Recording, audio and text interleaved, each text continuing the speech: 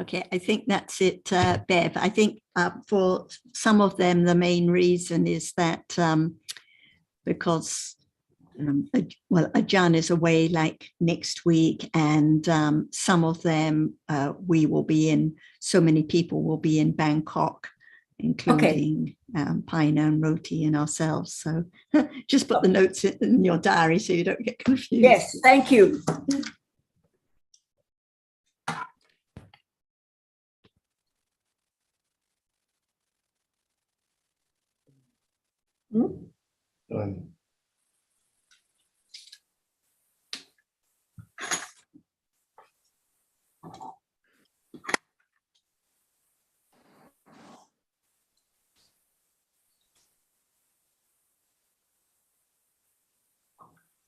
Peter says just a little bit to try the tea salad. Okay.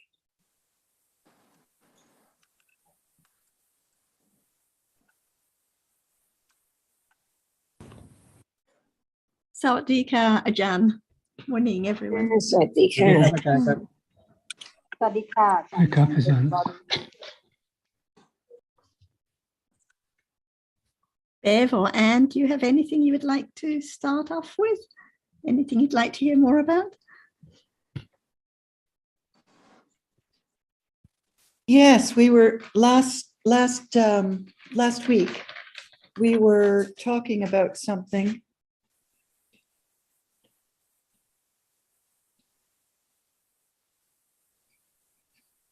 Okay, I think it was at the end we were talking Yes, it about was the end, Sarah. Do you have nimitta. some notes? Do you have Yes, some I notes? do. Yes. It was Roti was mentioning, so we'll put Roti in the hot seat here. Roti was mentioning that he found everything about nimitta very confusing, and I think that we have to look at the context when discussing nimitta, because sometimes it is referring to the nimitta of reality, such as when we talk about understanding visible object or seeing.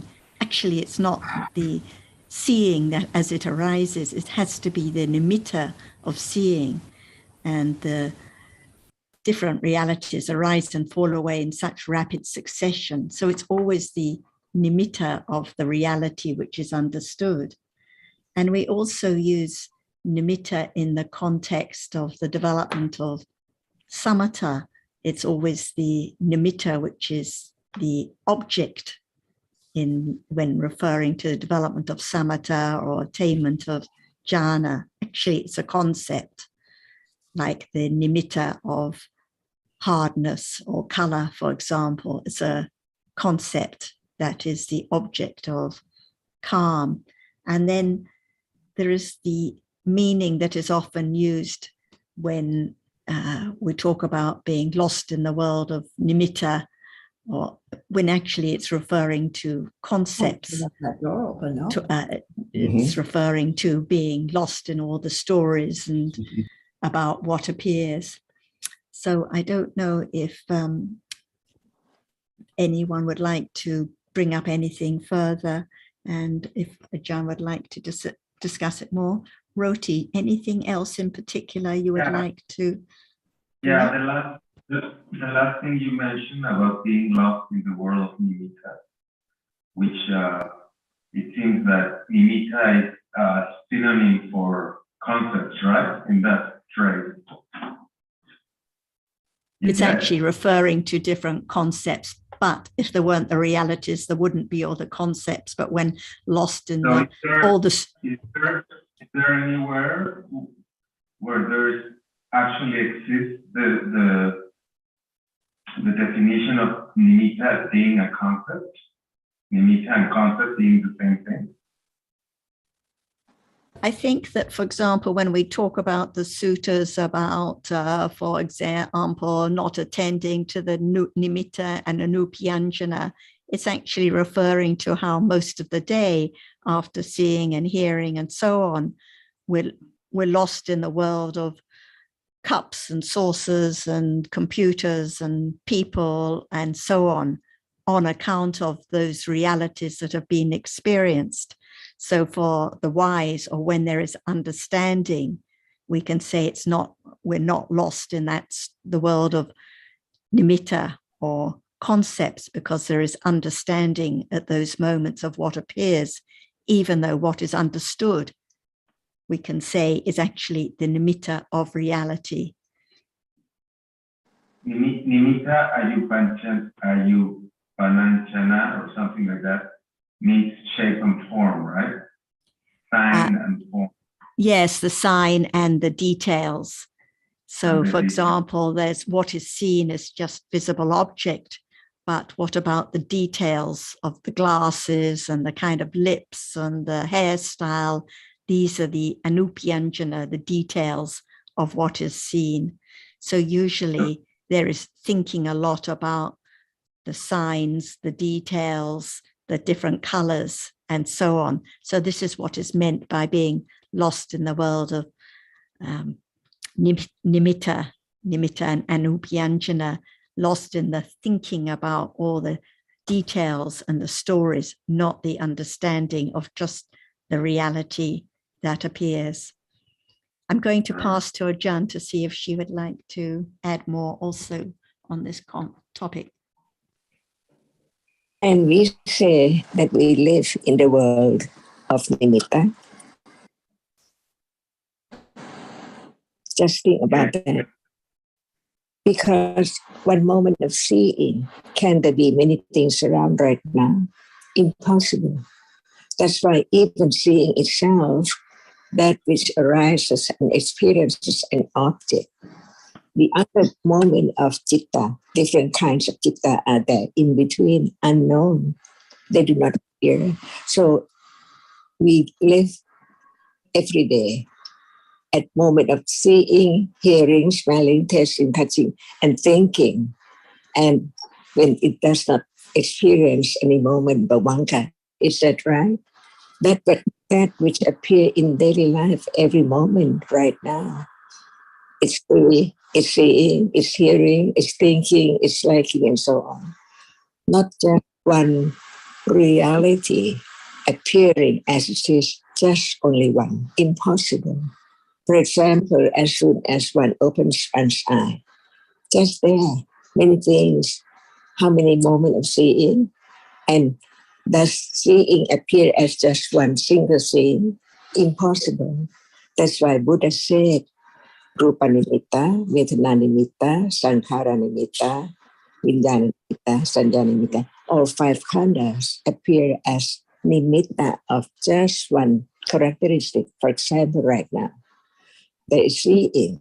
The other things which arise before seeing and after does not appear at all. That's why it's the nimitta of seeing, of many, many moments of seeing unknown. We said right now, just now. So it's all the word of nimitta, no matter what word. The word of seeing, hearing, smelling, tasting, touching. Not just one single moment. It's the object of understanding by way of processes. So when there's no understanding of reality, we take the whole world as just one world with many things. But in truth, just from moment to moment and only one moment at a time. So now, a moment of seeing, citta before seeing cannot see, it does not see. And citta after seeing does not see it. But what about seeing right now? It's there to be known. Only see always, one by one. So what appears is only the nimitta of seeing. And for the rupa, how short it is, that which arises and impinges on the eyelids, only 70 moments of citta arising and falling away, the rupa falls away. So now, does it appear as it is, or only the nimitta of that which is seen all the time, no matter what the way? For example, sanya, it remembers instantly what appears now. And it just experiences many objects just in a moment. Impossible. That's why even sanya, which masks and remembers what is now appearing, many, many moments of sanya. But when there is the understanding of thinking about sanya, it's not just only one single sanya. And this is the subtlety of reality, as no one can know at all without hearing and considering and beginning to understand it, how much ignorance is there. Every moment after seeing, hearing, smelling, tasting, touching, and thinking from birth to death. But without the reality, there cannot be sanya, nothing arises at all. There cannot be nimitta, there cannot be the word like now as we take it for a word or eye or thing around. That's why understanding the truth of reality will condition moment of seeing what we take for I, in truth, no one.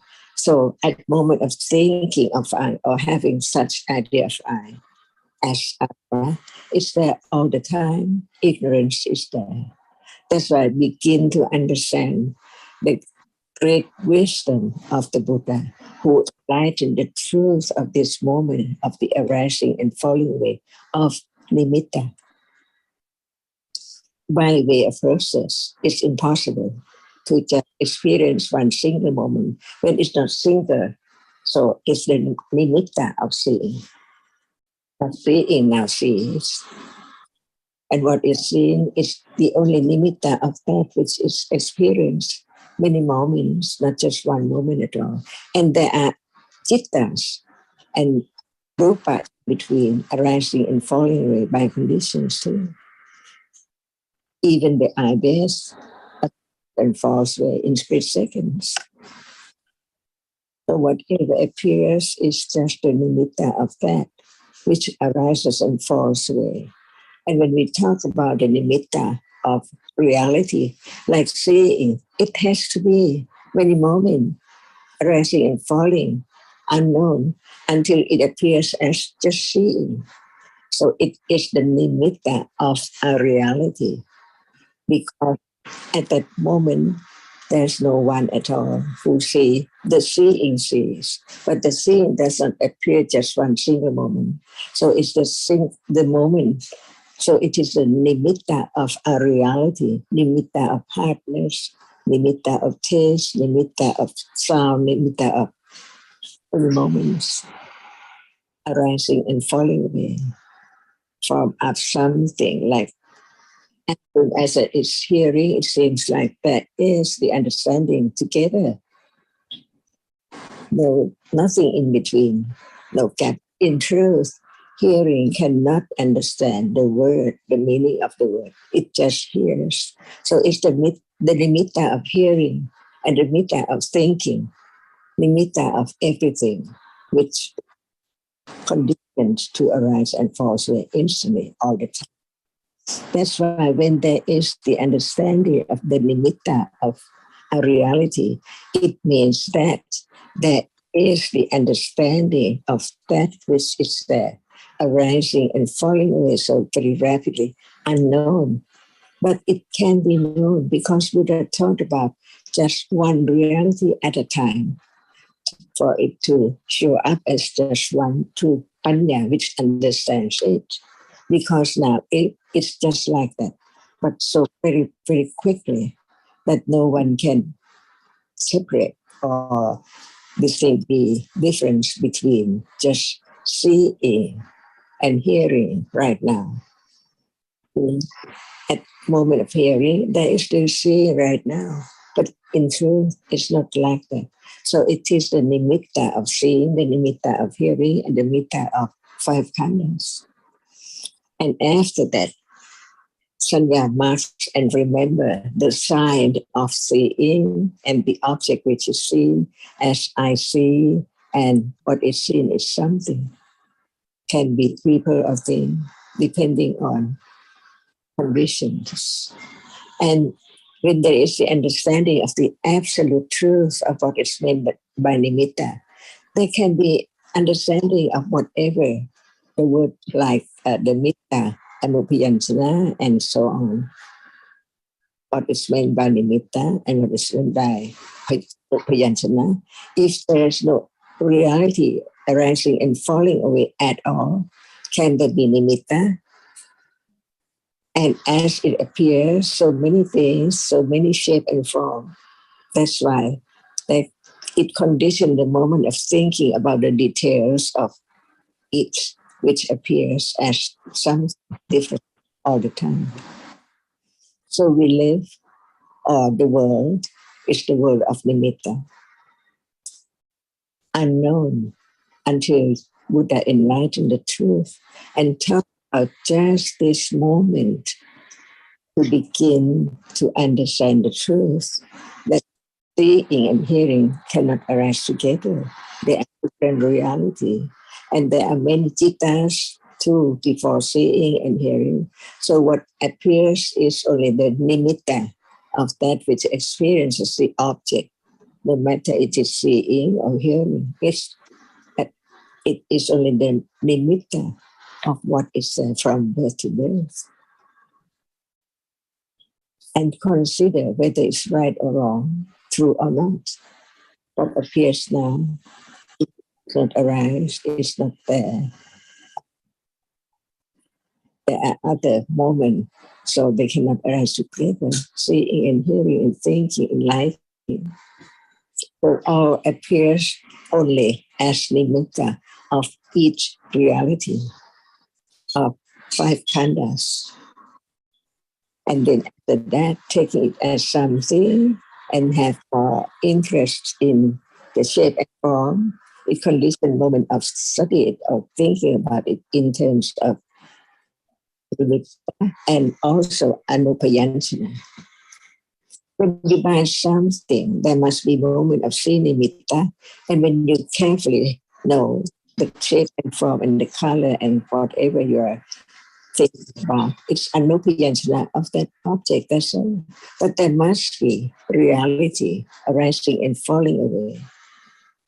And it cannot be known as a single one because now many moments are known, arising and falling away. It's the word of nimitta.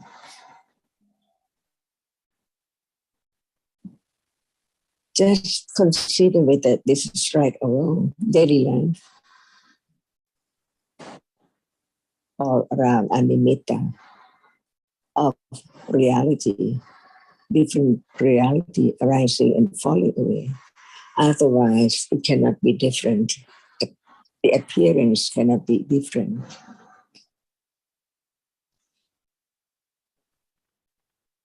When there's not clear understanding of nimitta, it's not the understanding the reality as it is. No one can make it arise, but there are conditions for whatever is there by its nature. No one can change at all. It's the way it is. That's why right understanding begins to be interested to understand the truth because it's so true right now. Seeing now sees, but what is it? It's a reality because it has its own characteristic, which now sees. The reality of seeing is just see.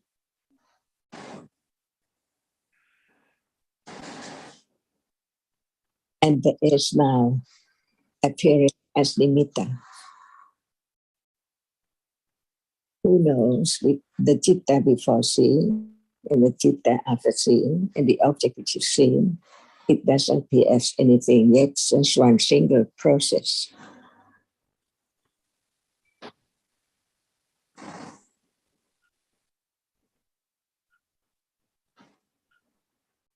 And this is the only way to let go, the clinging to whatever is there because of ignorance, not understanding that it's gone. Even now, it seems like it's there. One single moment is so very, very short. Split seconds in a split second. John, when we talk about anupayanjana, shape, form, color, etc., that is concept, the shape, form, and color, is it not? And what do you mean by concepts? It's not realities. shape is not a reality, form is not a reality. Well, color is, but is it thinking? So it's the object of thinking, right? Yes, At moment of thinking, it's not seeing. right. So it's just the idea of thought. Right. So, okay. About that. So it doesn't matter whether we call it concept.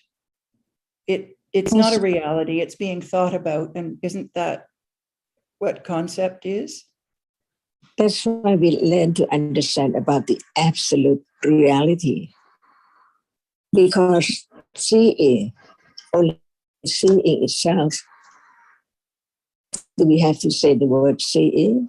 Or even we don't think about seeing, it sees. To understand the distinction between the realities on concept as we take it by thought about shape and form and idea. But the truth is that even we don't use that word, it's there as it is. Even we change the word, no matter we change from this to that word, the characteristic is that now it sees. No one can change it. And that is the absolute reality, Paramada-Dhamma. It has its characteristic to be known as it is. And even there's no word, no idea at all. It's that. But the idea after that, about that, is to just think about it. Mhm.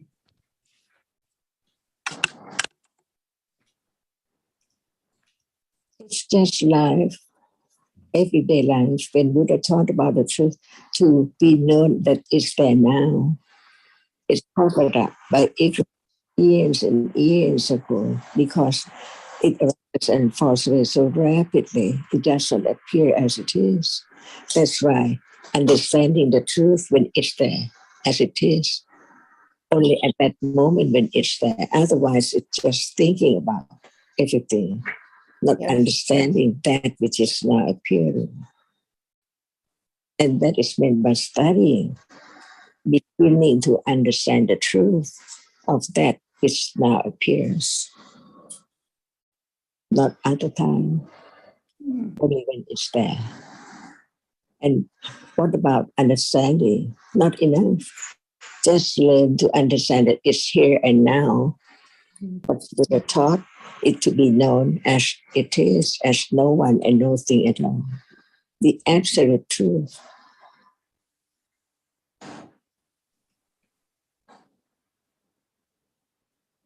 To understand what is there now in life, and it's so close.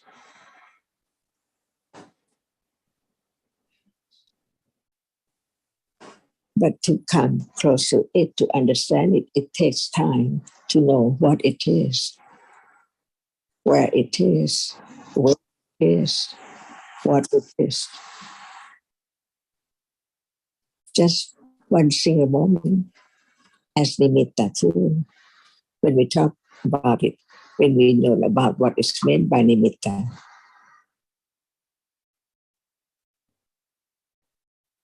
Yes. So the shape and form and color, it's just thinking. Because it's not the reality itself. That's why Buddha taught about a process one after another and bhavanga in between.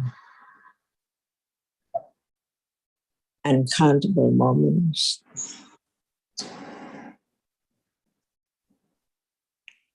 Yes, thank you. And this is Dhamma to be realized because it's so true. It's now, right now. And the truth is there now too.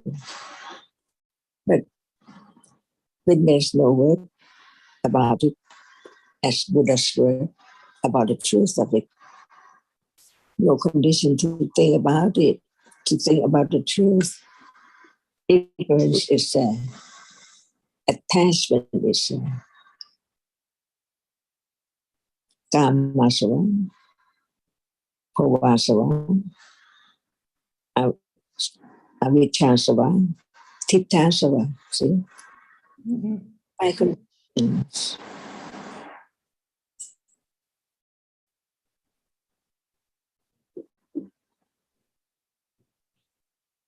Yes, all day long. Mhm. From moment to moment in life, from birth to death, the word of nimitta. Yeah.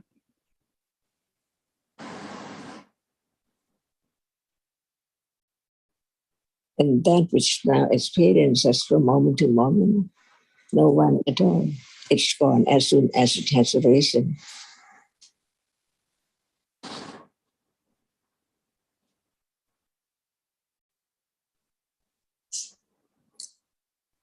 And this is the only way to understand the truth.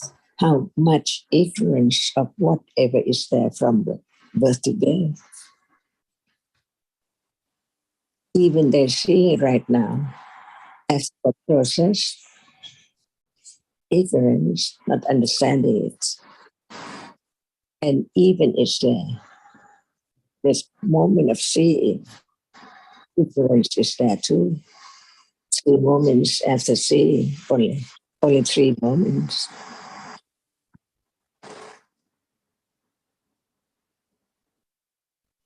And it appears as nimitta, the word of nimitta, very thick and very dark, no understanding of the truth.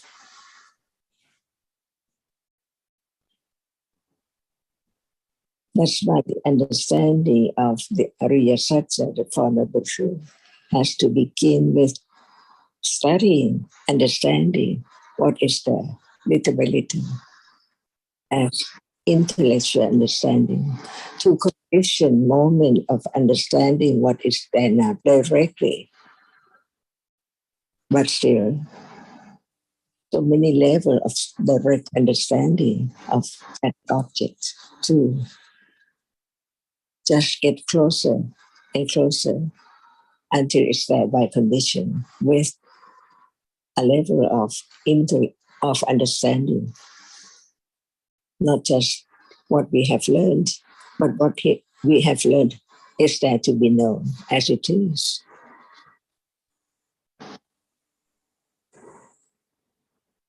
Even just the word Dhamma, Rupa, Dhamma, Nama Dhamma, see, no doubt about meaning, but what about the truth of each reality right now? As no one at all.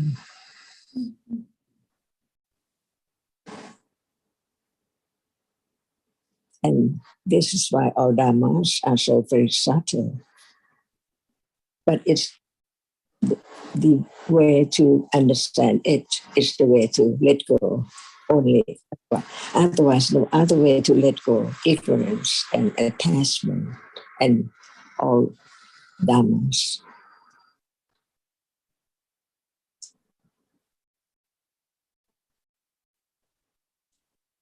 And this is now the development of understanding from moment to moment.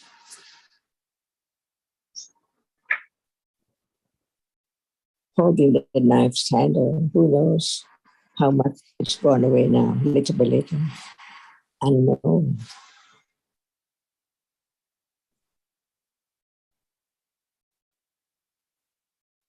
Because the darkness of ignorance is so dark. Even it appears now, there's no understanding of the truth of it. Only understanding at that very moment from hearing, considering, begin to let go ignorance which has been accumulated years and years ago, little by little. Otherwise, it cannot let go the idea of ignorance and attachment and other realities.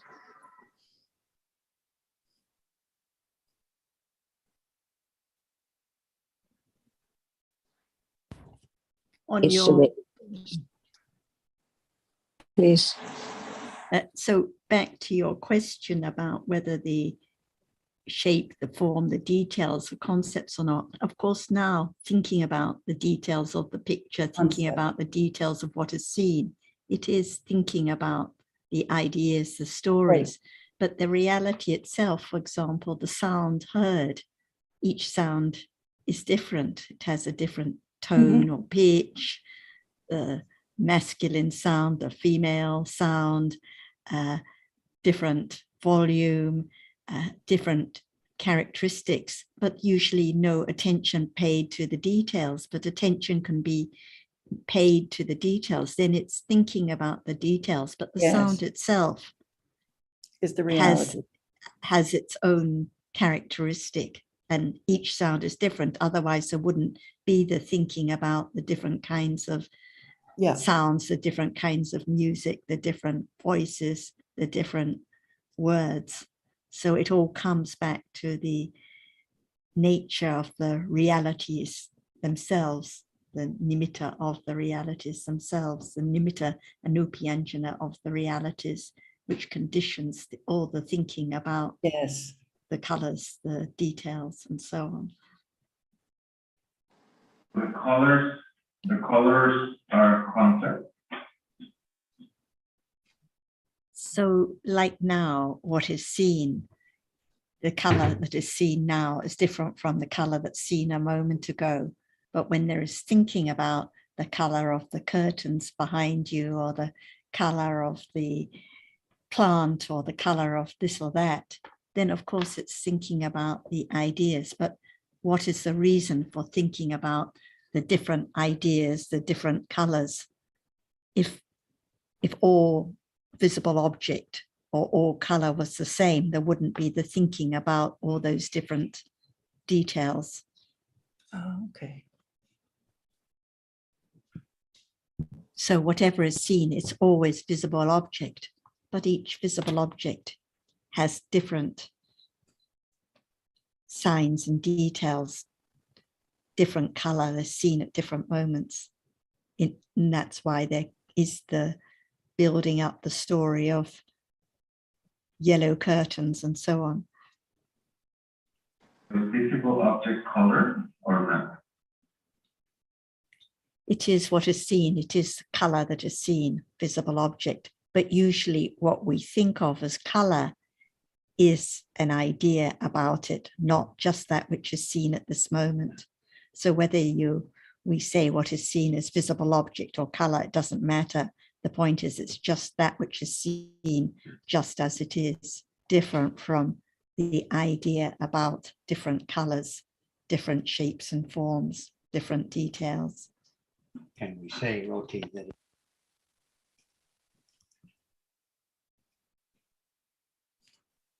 I cannot hear you, John.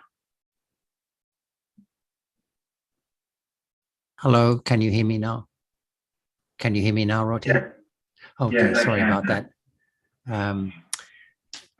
Can we say that color is part of the detail of visible object?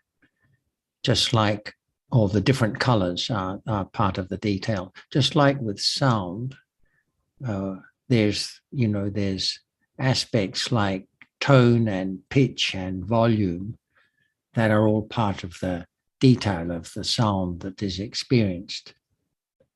But we can't say that volume is a concept necessarily. When we think of volume, it is, but it's part of the detail of the audible object that is being experienced. But it doesn't. We can't say that visible object is color because we can't equate color with visible object. Visible object is that which is experienced, as we know, by the eye consciousness, just as sound is that which is experienced by the ear consciousness. But both of these realities have details that are also known, are perceived. When you're using the word detail in this context is not the same as nimitta, right? Right. It's, yeah. It's what makes the difference between one visible object and another. Otherwise, that'll be the same, or one sound and another. Although they have every instance of visible object has the same characteristic, it's different as to its detail. And every instance of sound has the same characteristic, but it's different as to its detail. In the case of sound, volume, pitch, and tone, for example. I wonder why in so many parts in scriptures, they, instead of using the term visible object, they use the term color. Well, because there isn't an actual term for visible object as such, is there? Sometimes they use the word rupa. But rupa doesn't translate as visible object if you look at the meaning of the word rupa. So always there's some euphemism being used for visible object. Sometimes it's rupa, sometimes it's color, sometimes it might be light, I don't know. But I think mostly it's rupa. I don't think color is sometimes used, but not as to why different expressions are used. Well, I don't think one needs to go into that, but it's if color was visible object, then they'd just use color, presumably, for the term. Roti,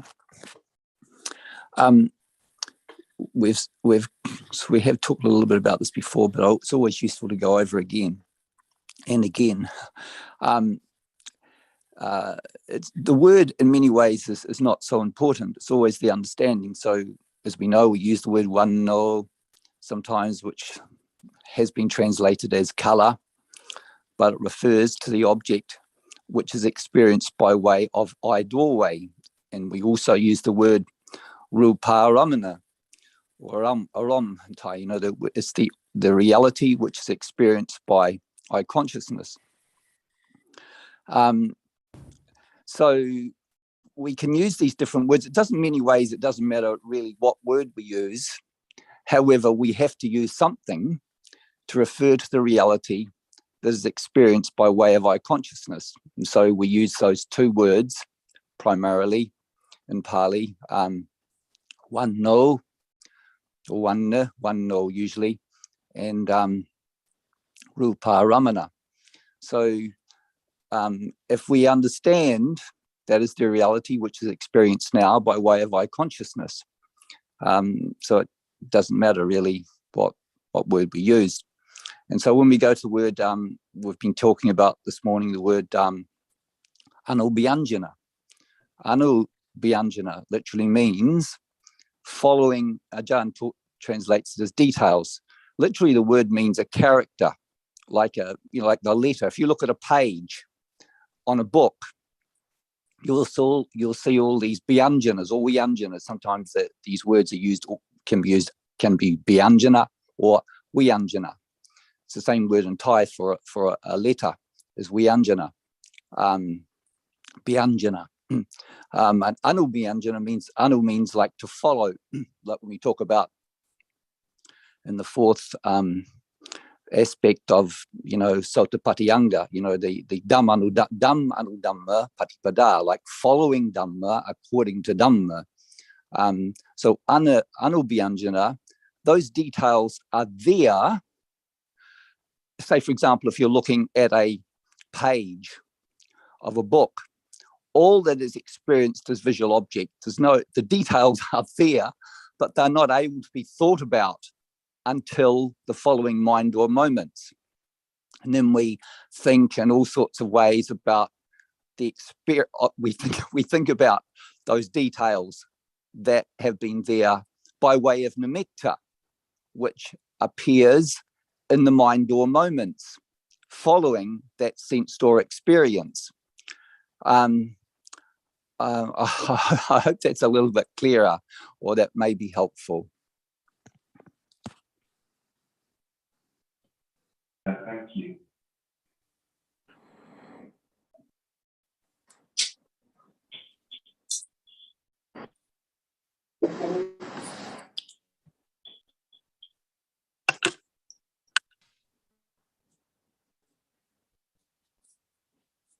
And what is the truth of that which is seen?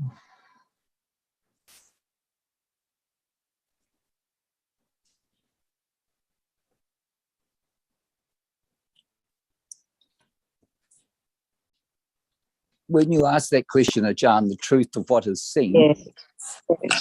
Because we use many words like color, whisper, object, and so on. So what is the truth of that which is seen? Well, I would answer to that. The truth of what is seen is just that, is the reality which is experienced by way of idor or the thinking or any other Dhamma that may appear at that particular time. See, no matter it's dark, no matter it's light, no matter it's blue and whatever, it's only that which is seen, right? That can be one experience. We call it. It doesn't matter we call it, but it's that which can be seen, and it's the only reality which is seen. That's all. Dark or light, blue or color or what. We don't have to think of the name. Otherwise, we just consider what is that, whether it's this or that. But in truth, it's only that which can be seen. And it's a reality because it's now seen. See, that's all. Mm-hmm. But I got that the same because it's that which is seen. Only that. Yeah, because before, oftentimes, Tanajan, you talk about the reality is not the word that we think about. The reality is the experience. And I find that really valuable and important to bear in mind. Otherwise, one might think whether at moment when it's dark and it's seen, what is it? What doorway? See, but no matter what, it's that which is seen, a reality that can be seen. That's all. And only one process. There's no thinking about the word or the shape and form yet. But since it arises and falls away so rapidly, so it appears as shape and form. And then at that moment of experiencing it from moment to moment, it can be the interest to take it for only the shape. It doesn't matter at all.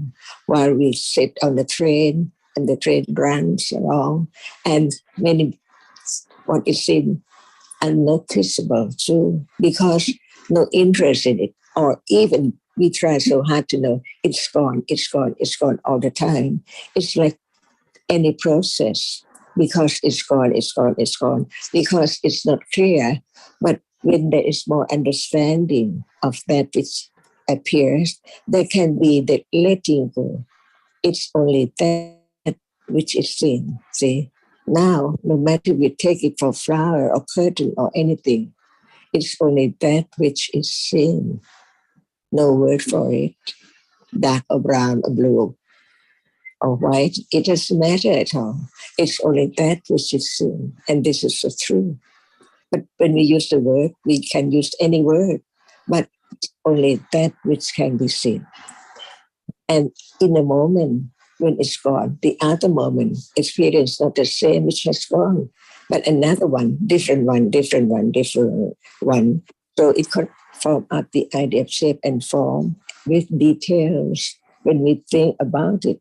If we don't think about the details, we don't understand. We don't know what it is in detail, right?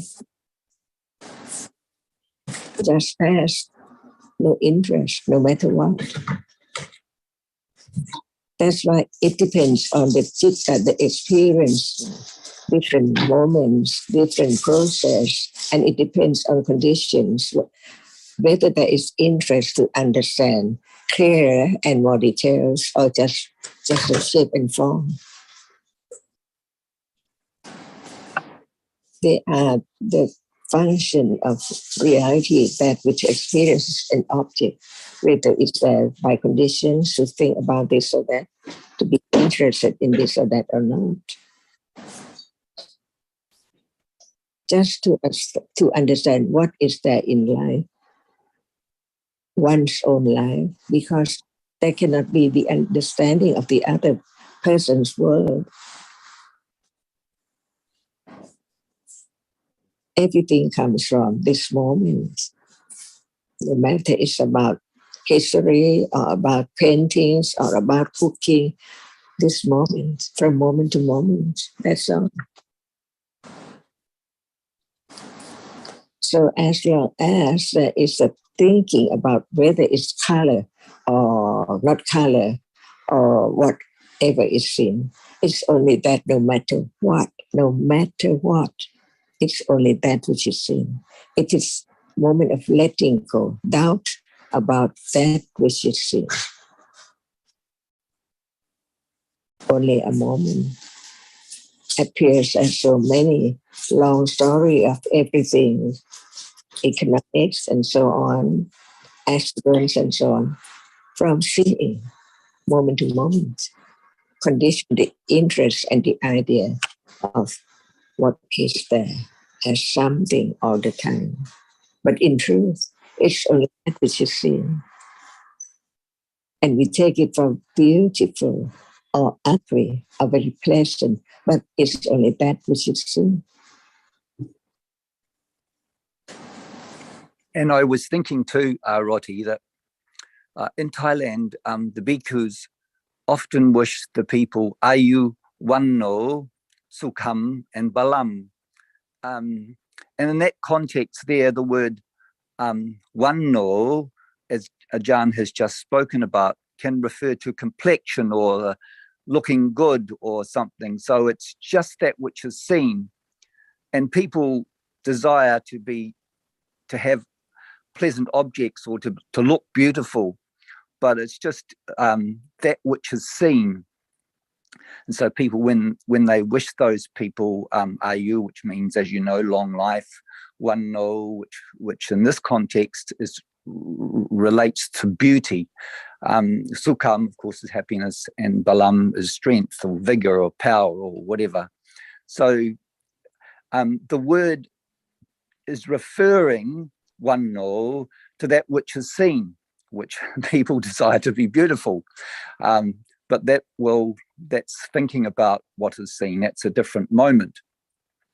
So if we have to, Ajahn said, the word is not important, or we don't even have to use a word, because the word is not the reality, but a word is used to designate that reality. And that word can be a reminder to us of the reality that appears. And sometimes it means also praise, because why do you want to be beautiful or so on, just for praise, having praise.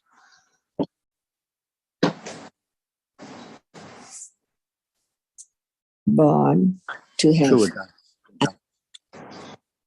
and praise and sukha and phala. The best thing is healthy.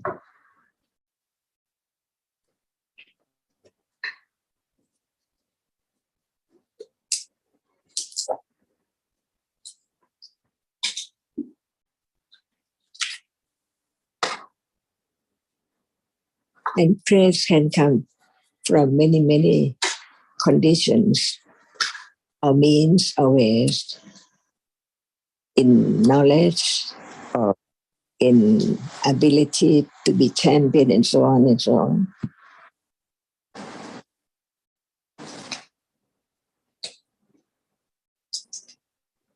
Every branch of praise.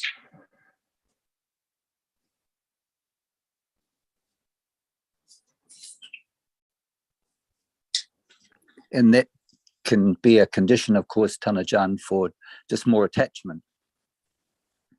Yes.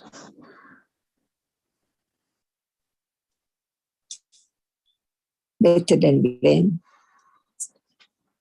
Better than be weak.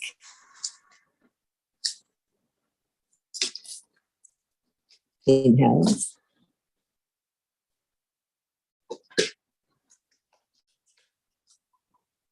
That's all about life, every moment, in split second, by conditions. Ignorance is opposite of understanding the truth. Actually, nothing is permanent, nothing lasts at all. In split second, that is the only way to actually complete understanding of what is there as dukkha,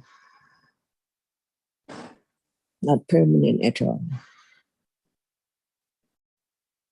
And how to let go the idea of permanent now.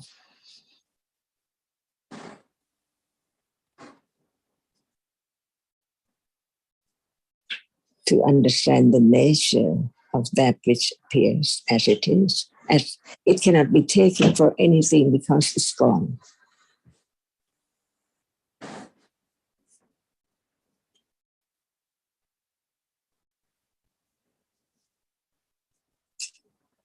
And it is the way to consider what is last, what can last, impossible. The past, yesterday, just a moment ago, all gone.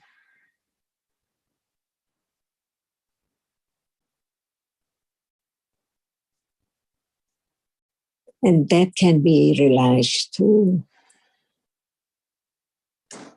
by understanding from now the truth of it, little by little. Letting go the idea of I can do or I will do. Do what? Because what is there now is done already by conditions. No one there at all. And this is the point of listening to the truth, not to hurry to get rid of ignorance and attachment, but beginning to understand the truth. And right understanding develops by itself. And right understanding performs its function little by little according to the degree of understanding. So natural, daily life, being known from moment to moment, even now today, but as long as it has developed little by little, it can condition moment of understanding what is there unexpectedly, because who knows how much understanding from the moment we came and up to now.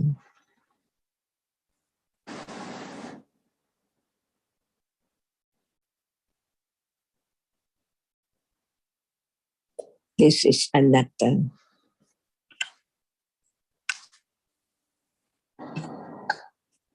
All dhammas are anatta.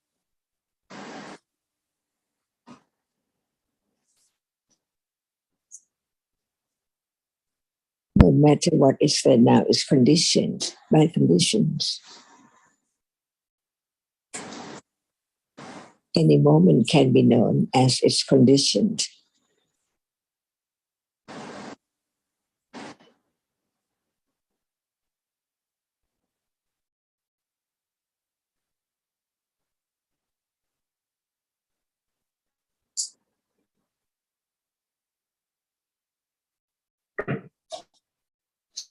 So what about having heard the word ayu, vana, sukha, phala? Depending on understanding too, what for?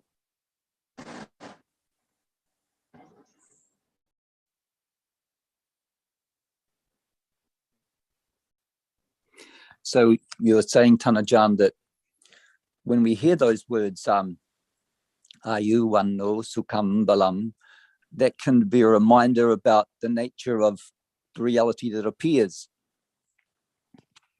The what? well, Just to understand the truth.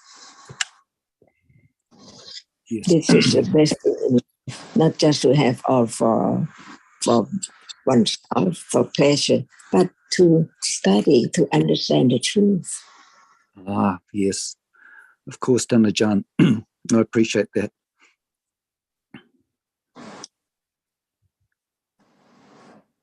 Ayu, Wano, Sukha, Pala, for developing understanding. Mm, mm. The best way, Dhammajan.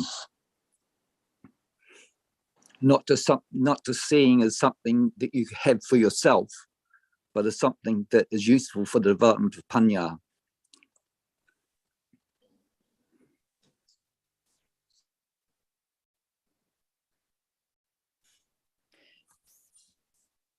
Sundara, can I just go back a second? Saying ayuhano sukha pala. Mm. Can you Ayu, do- which is Uh-huh. long life. Okay. It literally means just age, but it means in this context it means the wishing of somebody to have long life. Ayu. Wano, which translates in this context as beauty, but as we know, it can also be translated as that which appears. So people like to have that which appears as beautiful, Right. because that's desirable. But often it's just a condition, as we know, for attachment by the person who has it and the person who perceives it. And sukham, of course, you know what that is. It's happiness in the broader sense of the word, but it can depends on the context. And balam, or palam in Thai, pala in Thai. Balam means power, the strength or vigor. So, and Tanajan really well reminded us that while we like to have those qualities for ourselves to do things which are conditioned usually for more attachment, but they can be a condition when that is understood wisely as a condition for the development of wisdom, not just something that you can have for yourself. Okay, thank you. Thank you. It was the balam that I wasn't understanding. I still have a question regarding nimitta. I don't know if it's the right time to ask.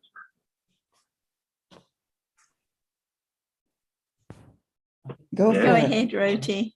And I Yeah. just want to say bala, like in Indriya, bala, that bala. Yeah. Carry on, Roti. I got that. Thanks. Yeah, regarding the meaning of the word nimitta that we use when talking, that we never see it, the reality itself. We will always see many repetitions of that reality. That's how we will let's say seeing. In order for us to know seeing, there has to be a repetition of seeing. So what we know is the nimitta, right? So even if we get enlightened, it will still be through nimitta. I mean, getting free from suffering is done by always. So in that sense,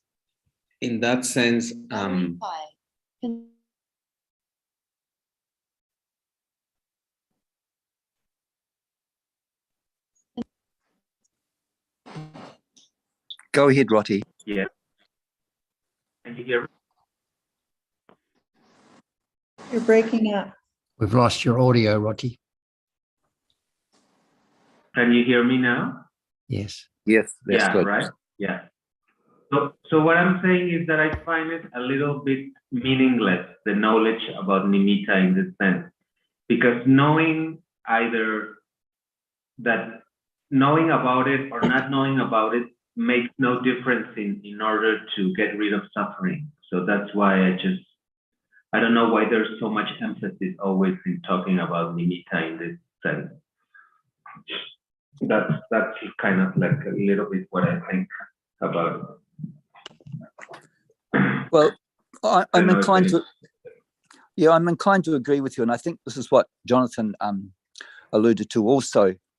But I guess, well, how I understand it is that it's good to understand what is true and what is not true for obvious reasons, because the nimitta is what is experienced all the time, but we take for something that's real. Like, as you know, at the moment of experienced visual object, there is the reality. But subsequently, that reality, in a sense, is known by the nimitta, because that reality has fallen away already. So it can only be known, what is experienced can only be known by the nimitta that follows.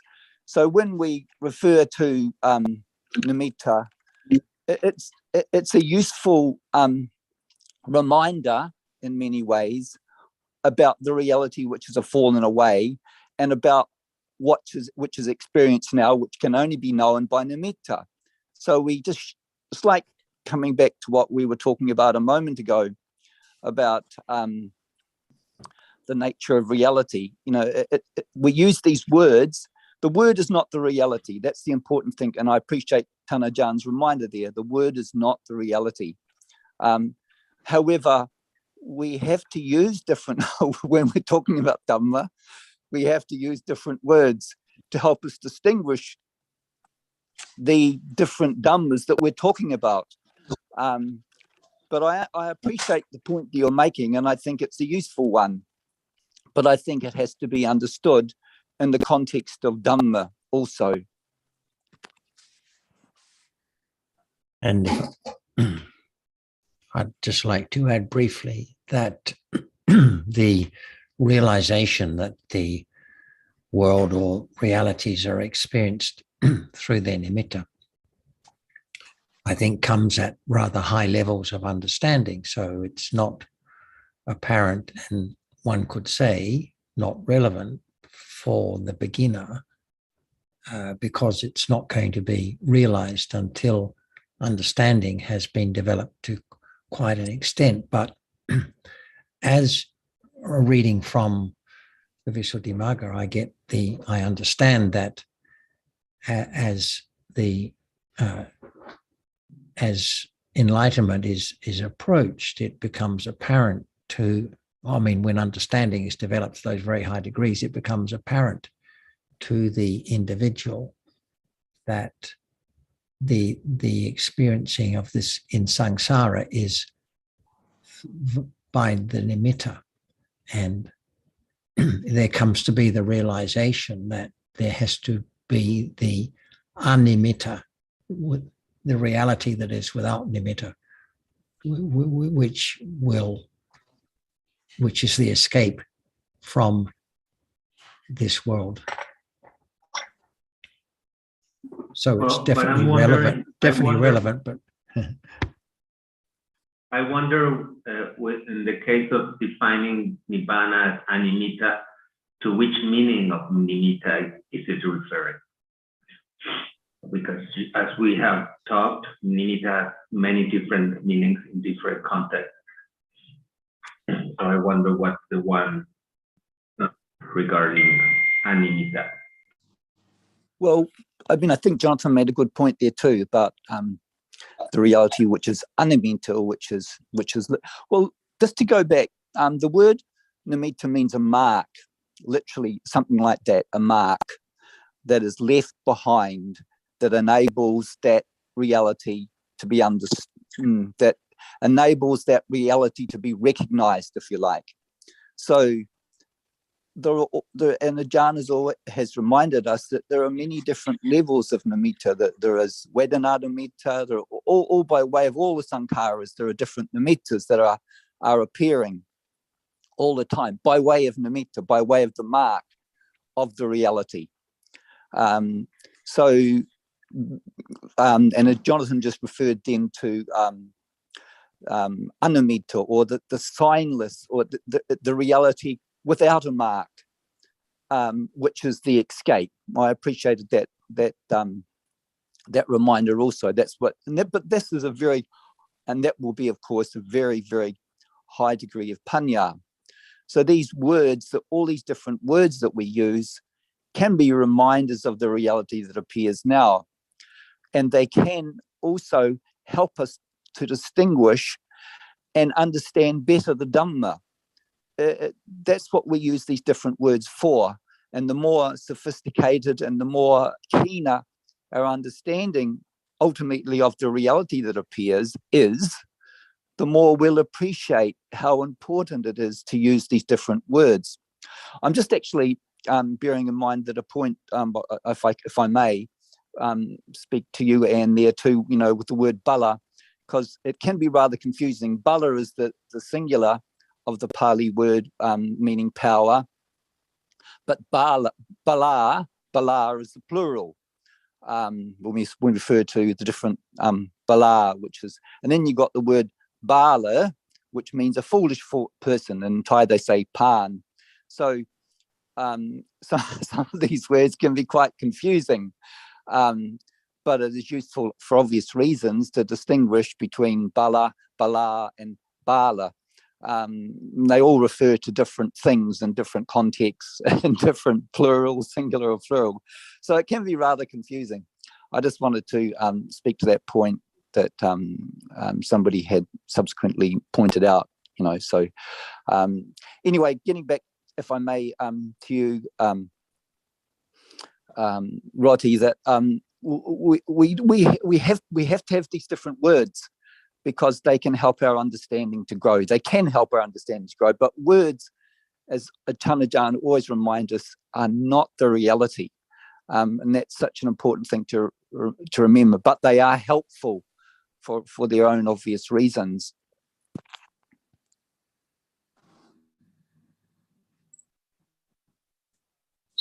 Shall we talk just one word at a time? For example, if there's no Paramadadhamma, reality at all, can there be nimitta? No reality at all, can there be nimitta? No, not at all, Tanajan. There has to be the Paramattha Dhamma, because that enables the world that we construct to put together to enable us to understand the world. That's why we have to understand each word about a reality. For example, citta, what is it? It's that which experiences an object. So now there is something seen, and without that which experience, can that it appear? Can that which is seen appear? When there's no experiencing of that which is seen, impossible. That's why there are two kinds of reality. One cannot experience anything, and the other arises and has to experience, because it is the characteristic which experience an object. Whenever it arises, no matter when and where, it experiences an object. No matter whether object appears or not, like while one is fast asleep, object does not appear, but there is the reality which experiences the object, not through the six ways. So it is not the object of this world. So without that which experience, can there be any object appear, seen, heard, and so on? That's why there must be the reality which experiences the object, and there must be the object which is experienced in a moment. At moment of seeing, what is seen is a reality arising and falling away so very rapidly. So you can say that at moment when it's there and it falls away, no one knows, because in a single moment. That's why when there are more moments arising and falling away, what is seen is something, because of the succession of that which is seen, condition the shape and form. Little by little, just understand the truth. No word about whether it is nimitta or not. But the truth is that only one single moment of that which is experienced put impinge on the eye base 17 moments. And see, we don't talk in details, just talk roughly in order to understand what is seen in a process is not shape and form. But there must be the reality which is seen more than just one, more processes to condition the shape and form, no matter through what doorway, sound, sight, or smell. Is that true? Just consider without any word yet. But what is seen now, like the curtain, is not only that which impinges on the eye base and then gone instantly. And this is the condition or the beginning to have nimitta, taking that which arises and falls away so very quickly, which is seen or experienced, something, not at the moment when it is the seeing itself, which just sees, just see, no idea about that which is seen, because its function is to arise and experience that. See, without seeing, can there be any shape and form appearing? Without hearing, can there be the experiencing of different sound? That's why before it can be something like mark or sign, it has to be experienced from moment to moment. And so we call it that which appears when there is mark or appearance as nimitta. So Kunsuntra, without reality, without shape and form, by experiencing, can who know whether this is Kunsuntra or not? No, there must be that. Which is seen in the world. Just that which is seen, no Suntra, no Sujin, no Sarah, no Jonathan at all. Just that which is seen. But what appears is not just that which is seen, because the succession of the arising and falling away, condition, shape, and form, to be taken for something, which is only that which appears, understood clearly, no one there at all. But since there are limitants of everything, and it's to be something, and someone, that is nimitta, even we don't use any word at all, it's there as nimitta. So we use the word to make it known as what we mean for this and that. For this Kun Sundra, for this Kun Sarah, for this Kun Ansi. Without the reality, can there be nimitta? But how the nimitta? Because of the experiencing one at a time, condition, shape, and form of what is heard or what is seen, taken to be something, not understanding it, it's not there anymore. And that is concept or idea about that. Of everything unknown as it is, even it's known, no word, but with our word, can there be the understanding of what it's meant? So just absolute reality, Paramada-Dhamma, condition, many things like concept or nimitta with our word.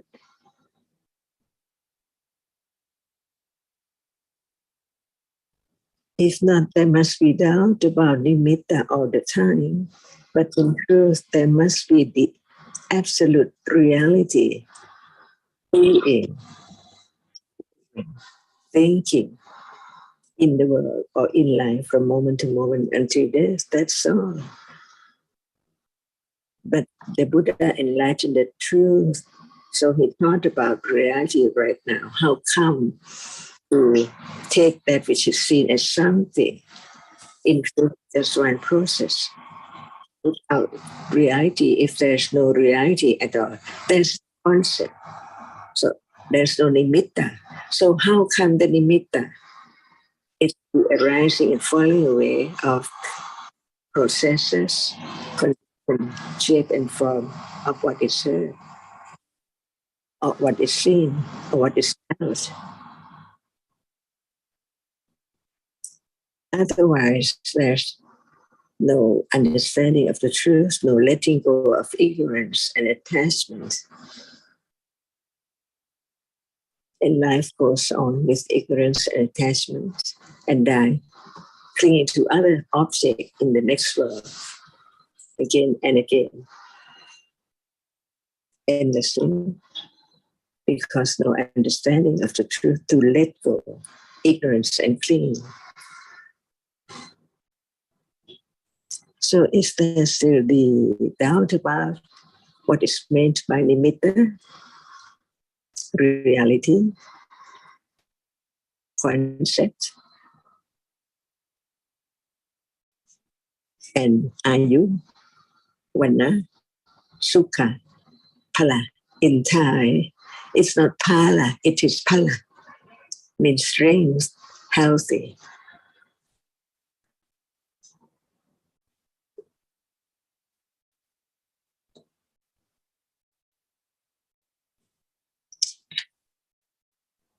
Or undesirable without understanding. But when there is the understanding, what for? Just to live to understand the truth. And if one is so unhappy with the disease or whatever, it cannot support the understanding as much or as well as it should. That's why even the man said 3 words, right understanding, understand what for? To cling or to what? Or to let go.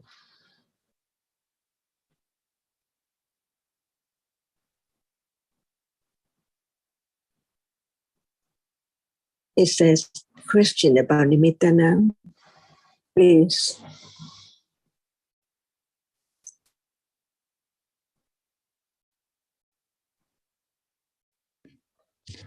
Is this live? Yes, please.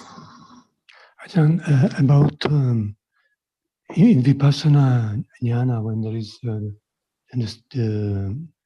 experiencing of the arising and falling away of realities, then maybe the nimitta would be less or would be not as, wouldn't be the world of nimitta anymore because of the... Whatever arises as nimitta, so only reality which does not have nimitta is nibbana, because it does not arise, so it doesn't fall away. So it's not there as that which arises and falls away, so it doesn't have nimitta. So now, thinking about what you just said about the first vipassana jnana, vipassana jnana is right understanding of that which is now appearing, the truth of it as no one is there. Because the reality which is there appears as it is. But just like now, nimitta, see, because what is there? That no matter it is thinking or seeing or heartness, it's only one reality as it appears now. But what is there different from now? Right understanding is strong enough to understand one reality at a time, at moment of sammasati. It arises because the intellect understanding pariyatti is enough, developed enough to condition the moment of being aware of reality unexpectedly. Every moment is unexpected. What would be next moment? Unexpected. What now? It's not being aware of. So how can it appear as it is. So when there is more understanding to let go the idea of self, because of more confidence of what can be known has to be just right now, because it's there. Even it appears as nimitta, arises and falls away. So uncountable, we cannot count. But what appears that is seeing, and that which is seen, or hearing, which is heard. So right understanding, understand that which appears, because only one reality is the object of a moment of citta. That's why what appears now is that which appears to the reality, which experience it like now. But right understanding right now is not strong enough, more enough to understand the truth that appears only one characteristic. One characteristic, see, as now. Not just knowing the citta before or after at all. Whatever is so normal now is that which is the object of vipassana jnana. But the panya is so clear, and it begins from not just thinking, learning about the story, about its nature, but understanding the difference between the sati at moment of understanding, which is not directly aware of that which is now appearing, as we have heard now about it. Direct awareness is not there yet. But when it's time and it's conditioned, no one can stop the moment of it is aware unexpectedly of a reality like now, not which does not appear. Even the nimitta of seeing is now. Is seeing, it's only that which sees. Otherwise, what else can be known? So it has to be what appears in daily life or with or by the direct awareness and understanding the characteristic of that as nothing is there, only that, only. That's why it begins to come closer and to the object which is now, right now, until it's time to be vipassana jnana. But Prativeda, because there must be the development of sati, directly aware with understanding develop of that object little by little. So it can condition moment of clear understanding of that object, while the other object cannot be there at all. Only one object or one nimitta of an object. That's right. Only reality which doesn't have nimitta is nibbana, because it doesn't arise and fall away. So everything is just like this, but depending on right understanding, what? Direct awareness and sati, which is not direct awareness. That's why even directly aware is different stages, because now there can be a few moments, sometimes by condition, to be aware of just hardness, but not clear understanding of it yet, because other objects appear too. That's why it is just the beginning of some moments, nimitta of awareness too, to be aware of that object.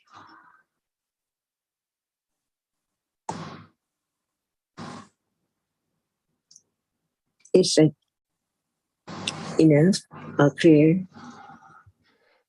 Yes, thank you. Because exactly the same. Right now, what is the object of understanding? At moment of hearing, it knows the difference between the direct awareness and the sati, which arises with all kinds of kusala, and the development of satipatthana, conditioned by conditions naturally. And it is the moment of letting go, because it's so natural. No one can do anything, but the understanding now developed by itself, by Anitasikas arising together. Who knows? More understanding before hearing now and before yesterday and so on in life. That's why understanding the difference between sati at each level at moment of direct awareness. It's not just like now, because we talk about seeing, but no awareness of seeing at moment of seeing only. See, that's why learning to understand the different level of sati, it is satindriya, because there are conditions enough from intellectual understanding to condition moment of what is there to be known, only that which appears. So by understanding this on and on and on, it conditions moment of being aware. You normally, as usual, as it's conditioned principle. And that understand the difference between sati at level of intellectual understanding and patipati. As pati, it's just the object, one particular object, with right understanding of that very object, little by little, until it is pativeta. When it's strong enough, little by little, letting go the attention to the other object, just one object at a time. That's why it can be moment of understanding of one object at a time. By direct awareness, and depending on panya, how much understanding is that moment, when it does appear suddenly, unexpectedly, as it is not anatta. But when it's like that, the anatta-ness of it so clear, unexpectedly is there. By conditions, so it let go the idea of doing anything, just understanding. It develop by itself at moment of understanding, little by little, on and on. When one is so used to that manners of developing right understanding, it knows that is the only way to let go clinging and ignorance. So whenever clinging is there, right understanding knows and understands clinging as not me or anyone at all. Little by little, developing on and on in daily life. Little by little too, by conditions.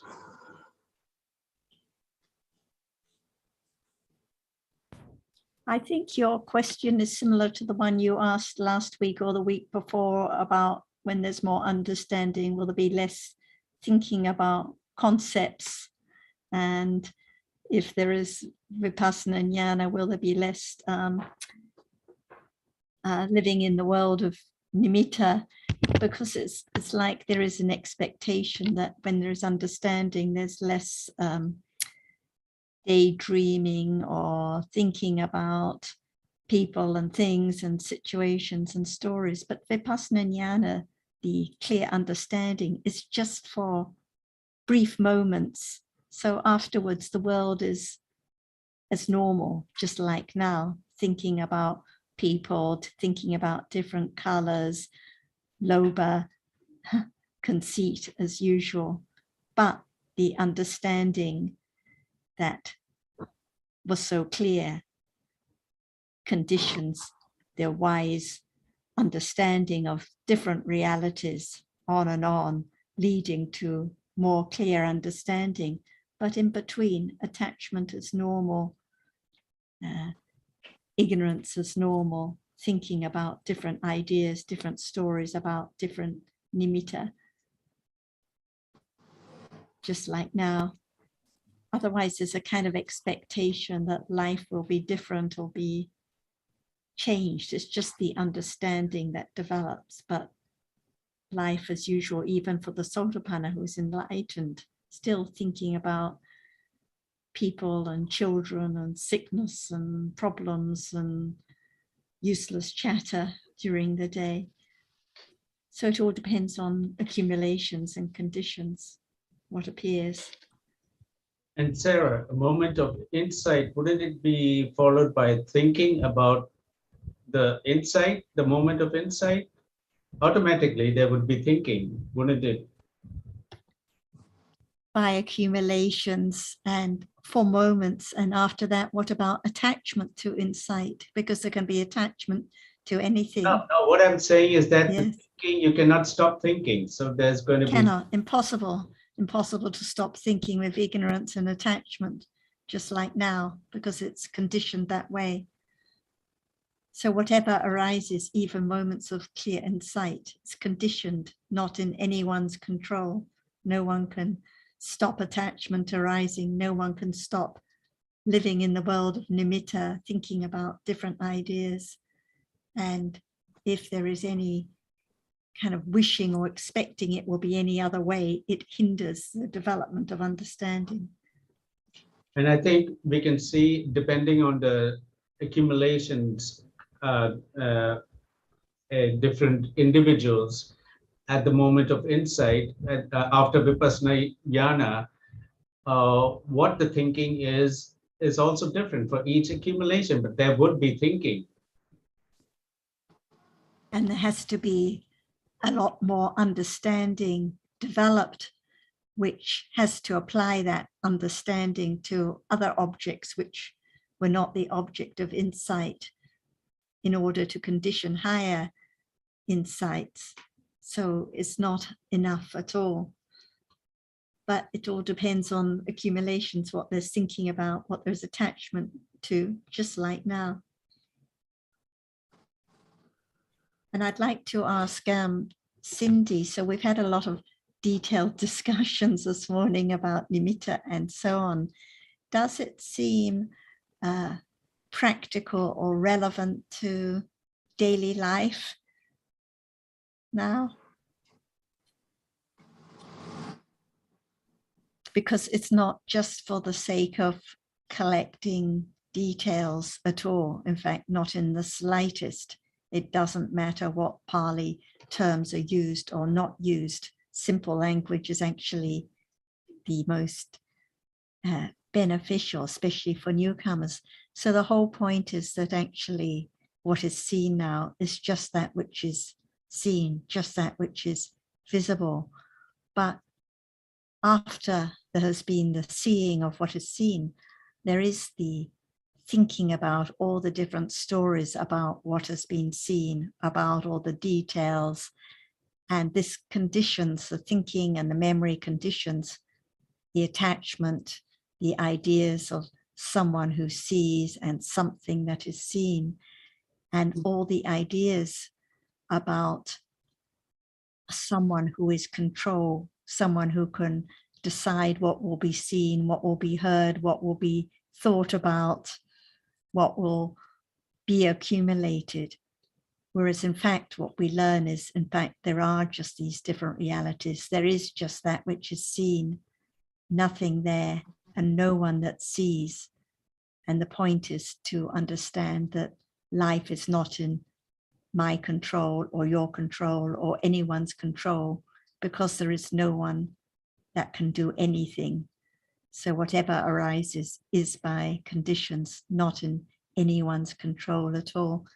And this is the point of talking about the nimitta of realities, to understand that what is conditioned are just these different realities.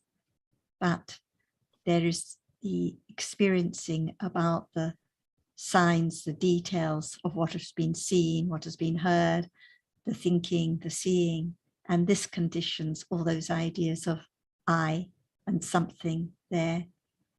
So that's why we always come back to discussing the reality right now, because this is the world.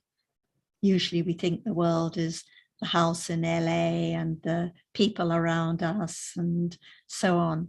But actually the world is just what is seen now, the seeing now, just what is heard now, nothing else at all. It's so brief, just a moment, and then gone forever. And the point is not to change what is real or have any different experience, but just for the understanding what life really is at this moment, so that the understanding develops from stage to stage until it is the very clear understanding which we were just talking about, until eventually the idea of I or something is completely eradicated, but the understanding has to develop from stage to stage, beginning with the wise considering about what is real now, until it is the direct understanding. Sorry, we can't hear you.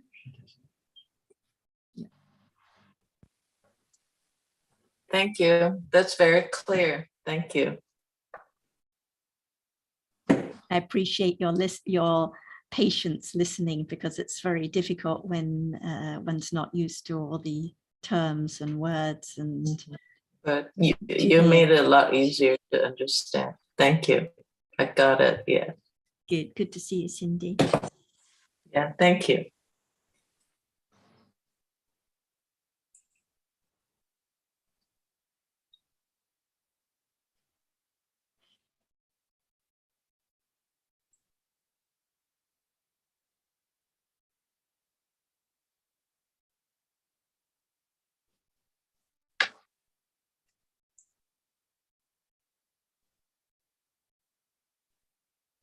Sundara, do you know what Achan was referring to about the five khandas it being pointed out in terms of each being nimitta, means like rupa nimitta, vijnana nimitta, and so on.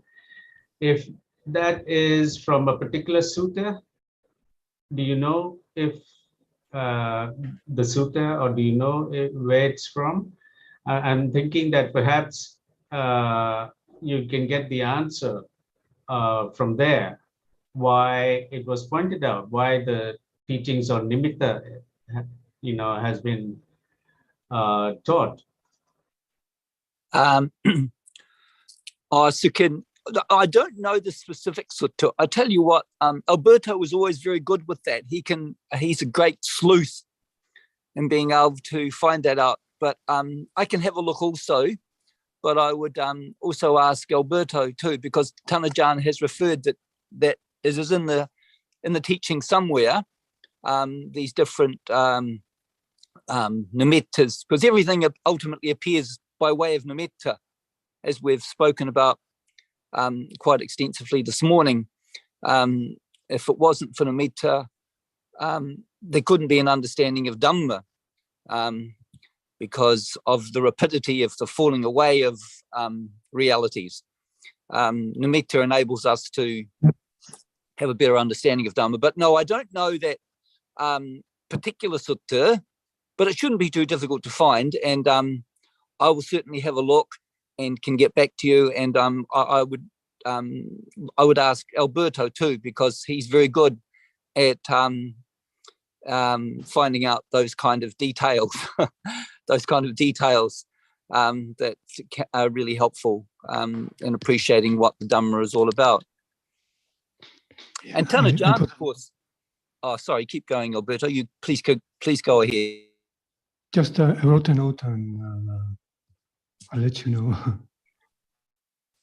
I don't think Sukin, you will find those terms in the suttas, but I gave some references before from the Patisambhada Magga on DSG, on the Rupa, nimitta, and so on. As far as I know, if there is a reference, it's only one reference. I just mentioned that because Roti asked about in effect, about the relevance of learning about nimitta. It may be that we could say that for the beginner, the knowledge of the nimitta is not necessary in order for the understanding of conditioned realities to be developed, to begin to be developed. I think some people find it very confusing when nimitta is brought into the discussion, as we saw when the Vietnamese were discussing this topic. Some people are quite happily going along and following about understanding present moment realities, but when it's pointed out that it's the nimitta that is experienced rather than the reality, it seems to be a distraction that throws them from temporarily. But for those of us who have been considering things for quite a long time, yeah, of course, it's useful to have this information. But it's a question of the prominence to which it's given in terms of the level of one's understanding. And I guess the timing also. Sorry? The timing when nimitta is mentioned, because if we're listening for the first time about different realities, and then suddenly there's something mentioned about nimitta, we're confused. So is it visible object or is it nimitta? Or, it can be, I think that's what happens. It does seem to be the reaction of people when, yes. But if it's still part of the truth of the way things are, so I suppose there's that response to the thing. It's a matter of perception, isn't it, on the part of the speaker?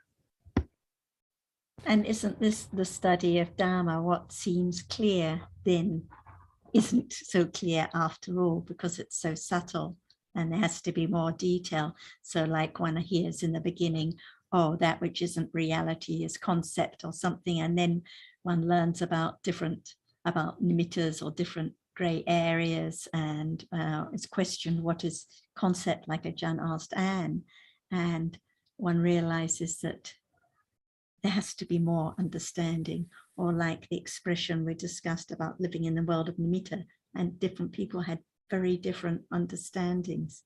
So I think this is what the study of Dhamma is, because there are still doubts and still ignorance.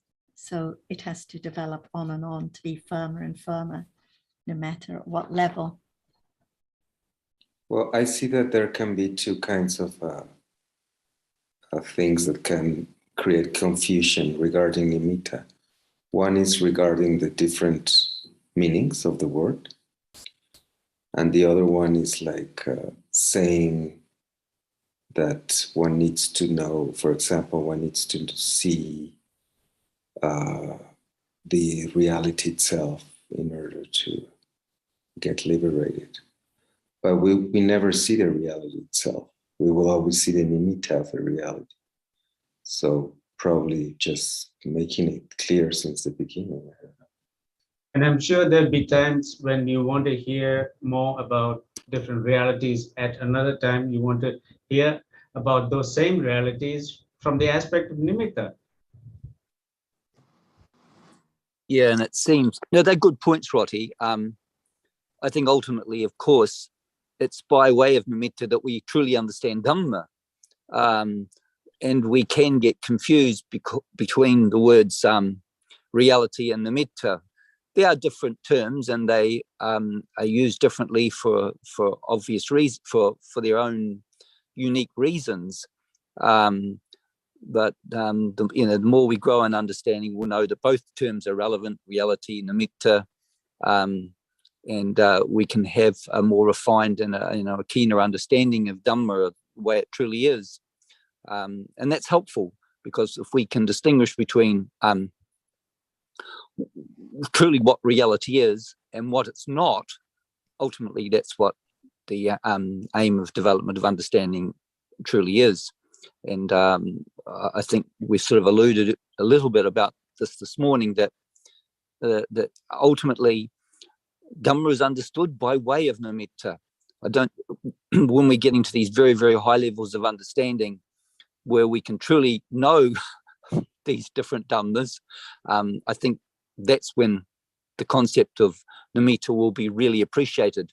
But in the beginning stages, I don't think it's so crucial that that it's understood and it's all its depth. And we can't, of course, either. But we'll use these different words to help us to appreciate different aspects of Dhamma. I'm sort of realizing what I said maybe can be potentially confusing, but I think you've made a very good point.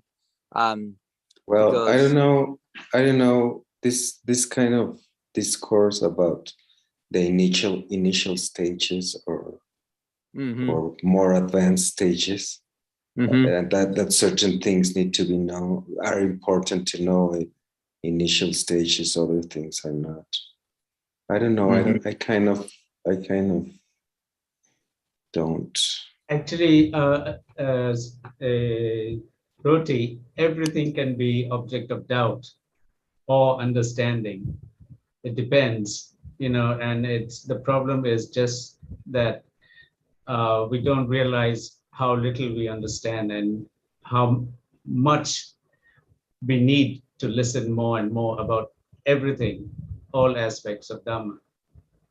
And in truth, back to this moment, what is it that appears when there is confusion? Because it doesn't really matter what all the terms and the details are about, but what appears right now when there's thinking with confusion. We think it's because of this explanation or this detail or this and that, but as Sukin said, anything can be the object of doubt or confusion, and it's real. It can be understood even now. And this is the world at this very moment. Not my confusion or anyone's confusion, but just the Dhamma for a moment and then gone. And at a moment of seeing or hearing, no confusion at all. Moment of thinking about something else, no confusion. No confusion. It's always back to this moment. Only the right now. only the nimitta of confusion. And that's just a word. So what is it that actually appears? Yeah. So no matter what it's called, no matter what is said, it's just that reality at this moment, for a moment and then gone. And this is how understanding begins to develop, coming back to what appears right now. Instead of just thinking about the story, about the confusion of nimitta, what about understanding the reality appearing at this very moment? Well, it can always be understood anytime. I mean, it's not like I'm going to go back to the moment or something.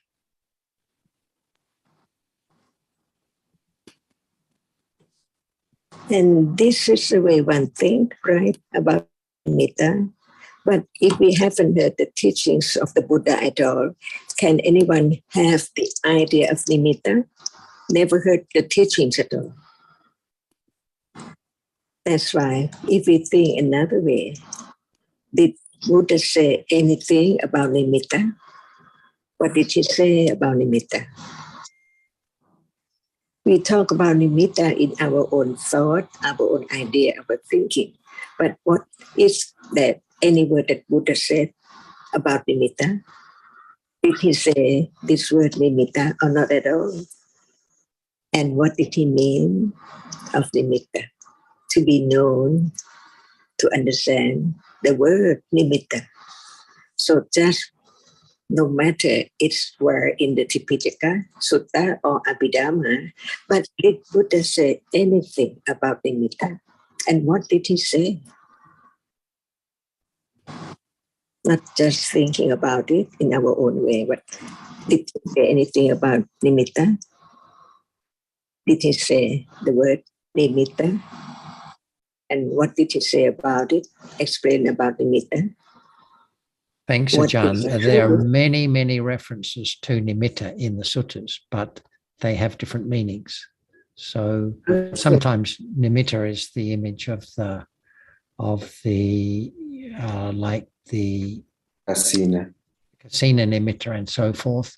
Sometimes it just means a mark, like the simile of the woodman going into the forest and marking the timber. So it's a question of the context, and there's a particular context that we're talking about at the moment that we have yet to come across references in the suttas to nimitta and there's nimitta and anubhyanchana, of course, in the suttas. Yes, that's why should we consider each word of nimitta? What does it mean in the sutta, or that word? Well, that would be a big task because there are so many different references and different meanings. But I think our focus is on one particular concept. From anywhere, because you see that Dhamma is so very subtle. If we don't understand its truth, we can get lost or wrong understanding. That's why we need to study just this word carefully about its depth, the absolute truth. What did Buddha say?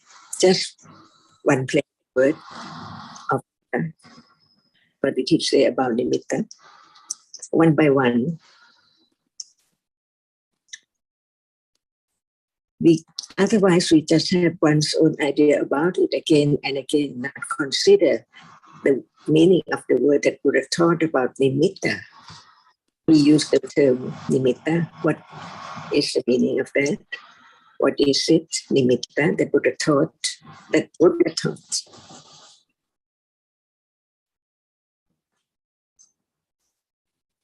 Any word, any place, anywhere in Tipitaka, Sutta, Suttanta, or Abhidhamma about nimitta. That's why each word should be carefully studied.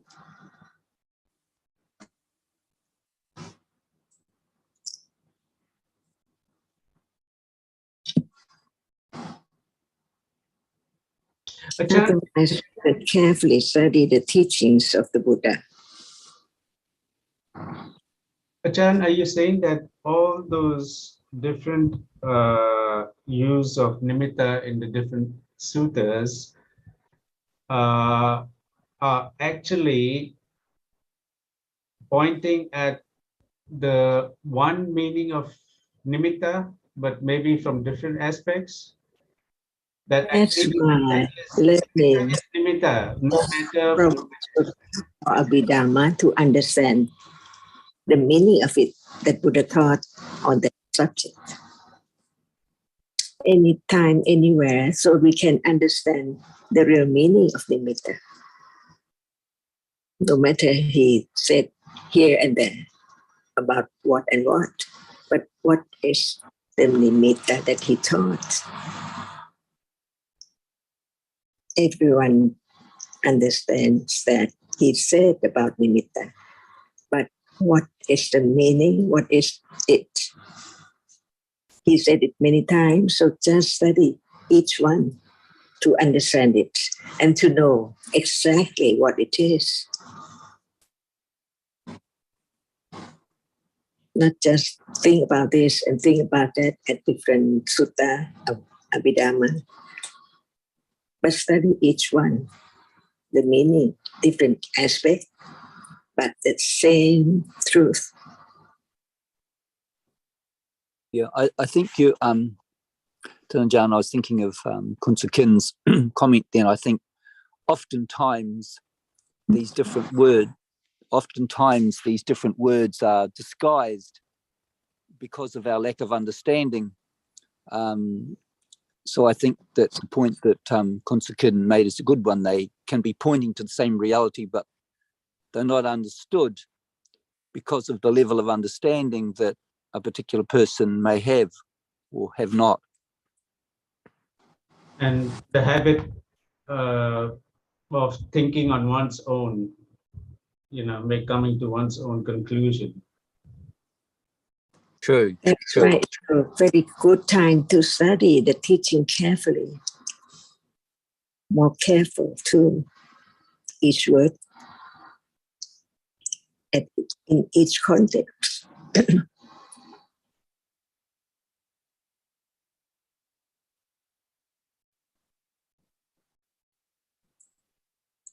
One word in a context about nimitta. Yes, because when a while ago I mentioned about what meaning is it referring to when we use the word animita. And somehow I think it applies to all of the meanings of nimitta. I mean, like the no sign. It's just like ayuwano sukhapala. See, it's so desirable. Does any monk say to anyone to have more desire, or just understand the use of it, that it can condition what? When there's such forward about the truth, happy, long life, and praise, and desirable object, and not unpleasant feeling, akusala. See, what for?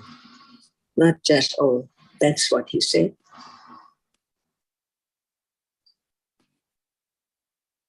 So any word has so many meaning and very deep too.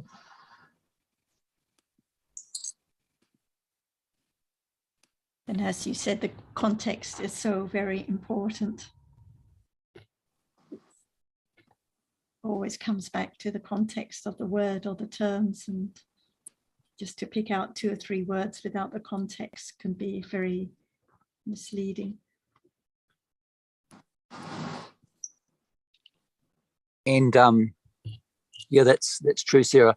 I also feel like kind of what John has just said, and what Kun Sukin alluded to, is that that context can be easily misunderstood, or appear in such a way, and of course, to the person whose level of understanding may not truly appreciate what has been said. And I think that is also another subtlety of what we read. We will only interpret it at the level we're capable of interpreting it. So yeah, there is often quite a number of variables in the equation that makes Dhamma not easy to appreciate or to understand.